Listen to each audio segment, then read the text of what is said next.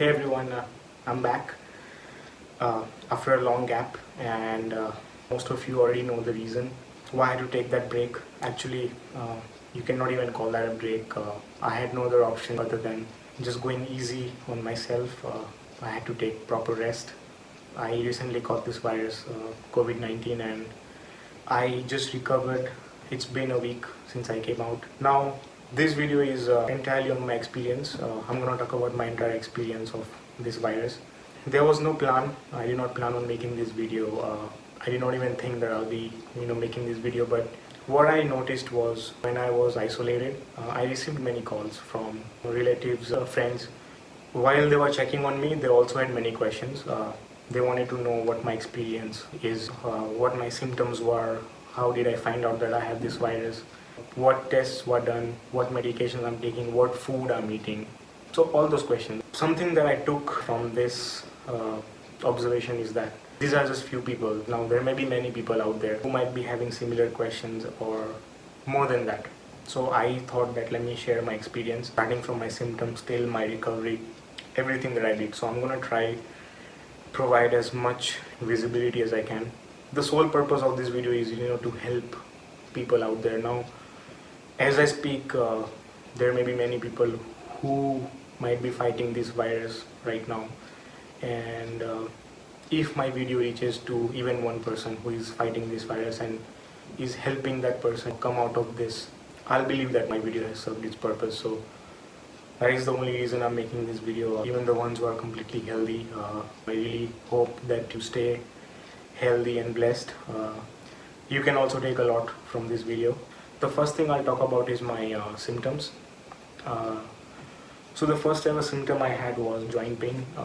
I had a very mild joint pain, something I did not pay much attention to. That only lasted for a few hours, but I did find it weird because I've never had joint pains in my entire life.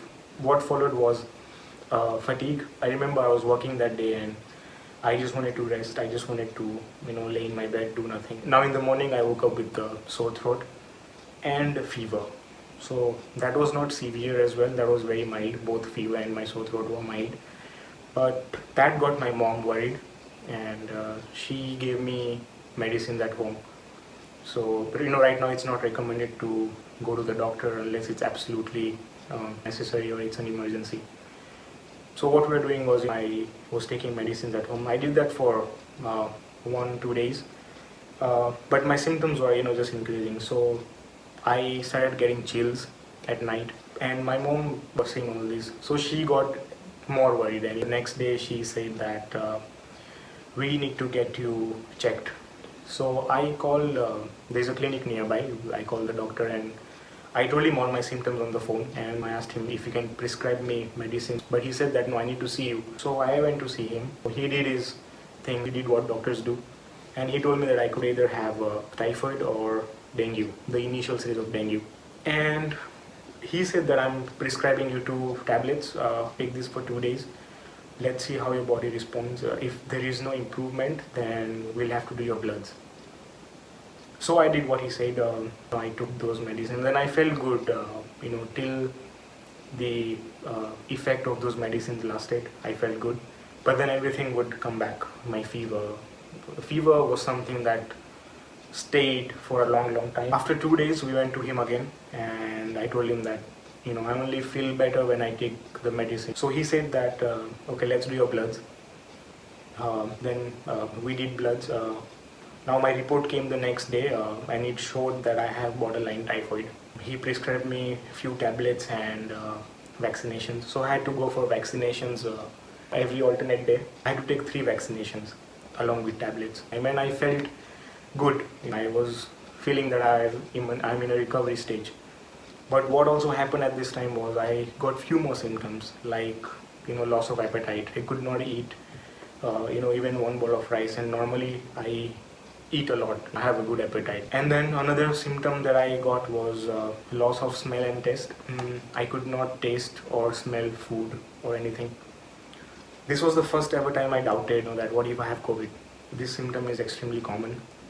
Almost everyone gets this symptom, but I did not think much. Now the last 2 symptoms were extremely concerning. On the last day of my vaccination, I went to bed that night and suddenly I started experiencing breathing problem. I could not sleep the entire night. It was very, very tough.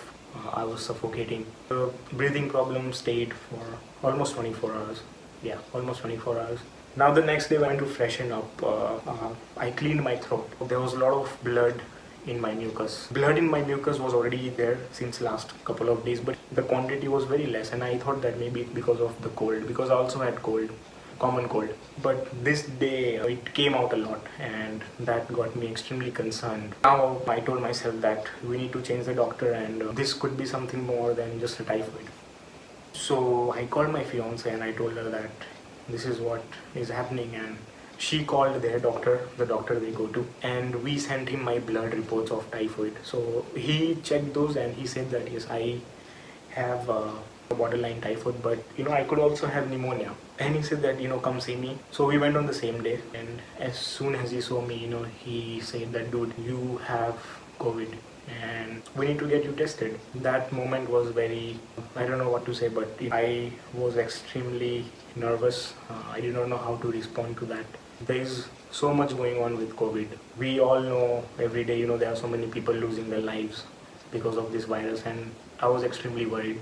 But he said that don't worry, let's just get you tested first. We'll see what to do later. So he wrote down 3 tests for me to do. The COVID one, CT scan, since I had breathing problems, and third was a blood report. So the COVID test that I did was nasal and oral swab test. So what they do here is there's a long stick with a soft brush at the end. Now what they do is they insert that in your nose, both sides, left, right, and they twirl it for a few seconds. Same with the mouth. They take another stick, put it in the mouth and they twirl it. That's how they collect the sample. Then I did the blood report, and last I went to do the CT scan. The CT scan was the first thing that I received. The doctor got my CT scan report in 2 hours, and it indeed showed me COVID positive. And one thing I made sure was my family members, my fiance, they did not come in contact with me, even though they had come with me to the hospital. But I made sure that they sat back in the car. I made sure that they kept sanitizing themselves. As soon as I got home, I just locked myself. That time I was thinking that, what if I'm positive? I don't want, to spread this virus to my family members. So that's one good thing I did. The doctor already prescribed me the medicines, but he, told me don't take them until I tell you to do so, because we are waiting for the results. And as soon as we found out that I'm positive, he told me that, okay, just take the medicines after dinner. Coming to my medication part, I was prescribed what most doctors prescribe mild symptomatic COVID patients. That is the combination of azithromycin and HCQ, that is hydroxychloroquine. So those are the 2 antibiotics I was prescribed. Apart from that, there were few vitamin tablets, vitamin C, zinc, and there was a syrup for my cold. Now the timings of these medicines were, I used to take them in the morning after breakfast and at night after dinner. The antibiotics I had to take for 5 days, and vitamins I had to take for 20 days, almost 3 weeks. I'm still taking few of them.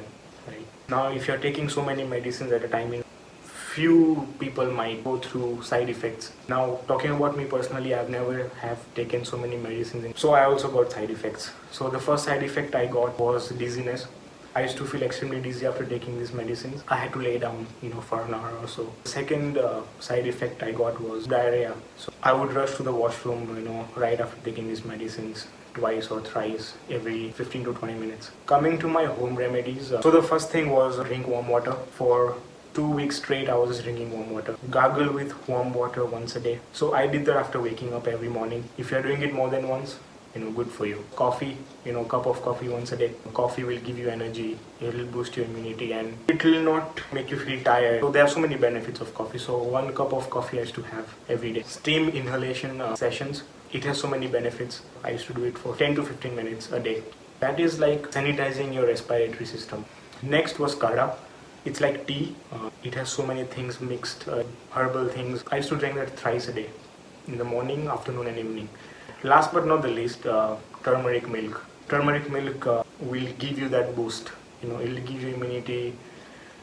system, that boost. I used to drink this turmeric milk, and I still do. Even though I have recovered, I am still following all these remedies. Now, talking about my food, so I used to have a balanced diet that had adequate protein, carbs, healthy fats. So I'll go morning, lunch, and dinner. So in the morning, I used to have 2 eggs, and then I used to have tea or coffee, and I used to have fruits, I used to have juice. So that was my breakfast. For lunch, I used to have rice, vegetables, lentils, dal, a normal diet, normal Indian diet. For dinner, it would also be similar, rice, salad. I used to have salad all the time, like for lunch, for dinner. Having nutritious food during this time, it really helps your body. So I make sure that I had, nutritious food throughout. What the doctor told me to avoid was oily food, fried food, and spicy food. Now, this is something I normally don't even have, even when I'm fine. Like, I do not eat such type of food. Now, coming to my isolation and precautions, I was isolated at home, right? Now, most of the people who have serious symptoms are hospitalized. Everything that I did was through the doctor. I did not choose that government route. So I was isolated at home in my room. I have a separate room. I was just in there. Since I was tested positive, my family members, my fiance, my mom, my sister, they also did that test. Thankfully, they were negative. And all the people who came in contact with me in the last 10 days, I told them, I called them. There were not many people, just few. But I called them and I told them that I just found out that I'm positive. So if you feel that if you have symptoms, better get yourself tested, because we came in contact. So that's one thing I also did. Now, another thing which we did as a family was wearing masks all the time. I would sit, near my door and communicate with my family. But what we made sure that I also wore a mask, they also wore a mask, even though there was a proper distance we maintained. So we were not taking any chance at all. Talking about my clothes, there was a bucket filled with hot water, and it would have Dettol antiseptic liquid. So I would put them in for few hours, and then they would go for the wash. I had a separate bathroom, I had a separate washroom. Another thing I did was, showering with warm water. Even though I had this virus in my body, I had a sanitizer with me. I kept it with me all the time. So every time I went to the washroom, every time I did something, every time I washed my hands, I used to sanitize them. Because, you never know that I have coughed and I might touch places. My isolation period was 2 weeks. I also bought oximeter since I had breathing problems. So there is this small device, machine, whatever you call it. The doctor asked me to, buy that. So that would tell you your oxygen levels. And I used to check that multiple times a day. Now coming to my recovery. So the first and the foremost thing, 70% is your mindset. If you want to recover faster, if you want to come out of this faster, then you need to have a positive mindset, extremely positive mindset. The things you can do to keep yourself, mentally positive, I'll tell you what I did. I kept listening to motivational songs on loop. That would boost me. If you want to read a book, read a book. If you want to watch documentaries, motivating documentaries, watch that. Basically, all the things that can keep you motivated, do that. Second thing is adequate rest. Now, you need to make sure that you get proper sleep. 8 hours minimum. I used to sleep more than that because I had nothing much to do. So I used to sleep more. Eat on time. You have to take your medicines on time. You have to sleep on time. Third thing is productivity. Now, this is not necessary, right? This is something I did. Like, I wrote scripts for my YouTube videos. It kept me motivated. Yes, so if you can do something productive, like if you can work. Now, I was in a state that I could work, but since I do night shifts, I did not work because night sleep is extremely important. If you are going through even a small disease you have, night sleep is extremely important. So I did not work. Taking medicines as prescribed now, this is also very important. So taking them on time, not missing even one medicine, or eating the right food. All those things play a lot of part. they play a huge part in your recovery. And mindset, I would say 70% is your mindset. Keep that positive and everything else will fall in place, and you will come out of it sooner than expected. Now, there are a lot of COVID patients who have post-recovery complications. Some have severe, some have mild, some have moderate. So I also have this complication. It's very mild, which is headaches. I do get mild headaches if I am up for so long, if I watch something for so long. I have never had headaches in my life before, uh, unless I've drank too much and slept and I wake up with a hangover.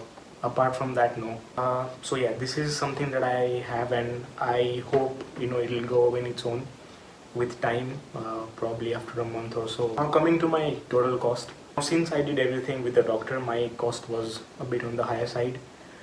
So we'll start with each of them. So the COVID test was for 3,000, and I did that twice. First, when I had the symptoms, when I was down, that was the first test, and the second one was the follow-up one to check if I have recovered or not. So 3,000 rupees, Indian rupees, twice, so that makes it 6,000, right? The CT scan I did was for 3,500 rupees. The blood reports I did were for 1,600 rupees. The doctor consultation fees was 1,200 rupees. My medicines were approximately 1,000 rupees, and the oximeter I bought was for 4,500 rupees, right? So my total is coming up to 17,800. So you can say almost 18,000. That was my entire experience of COVID. Now obviously this cost is a lot. Not everyone can afford this much, so they have no other option rather than going for the government one. But what I would like to tell you guys is that to all those who can afford the private consultation, if you have your own doctor, I would recommend that you go through that. I'm not saying the government services, but they are treating many patients at a time. Now you might not get that focus, you might not get that treatment that is required, right? That's all I wanted to say. I hope I have covered everything. If there are any more questions you guys have, please feel free to shoot them in the comments. So that was my entire experience, and one last thing I would like to say is we need to be there for each other, because what I have seen in India is people who get this virus, they are looked at in a way that they have committed a crime. Talking about me personally, when I went to the clinic, I had worn a mask, everything was there, right? But when other patients who came to see the doctor saw that I am being tested for COVID, they all were looking at me as if I have committed a crime, a huge crime, and that got me. I had to walk out of the clinic. I felt very bad because people are looking at me with very bad eyes. That's just what I want to say, that it's a humble request that today it's me, tomorrow, God forbid, it might be someone from your family member. So please be humble. I'm not saying that go and hug them, oh everything will be fine. No, not that. But do not give them that creepy look. It demotivates them. We all need each other right now. Humanity is what can help each other come out of this pandemic. So yeah, that was it. This is a very long video. If you have watched till the end, then thank you, and share this as much as you can if you find it helpful. If you find that my experience can help someone, then please share it with that person or share it with whoever you want to. Alright, thank you guys. So see you in the next one. It will not be this long, and it will be a funny one.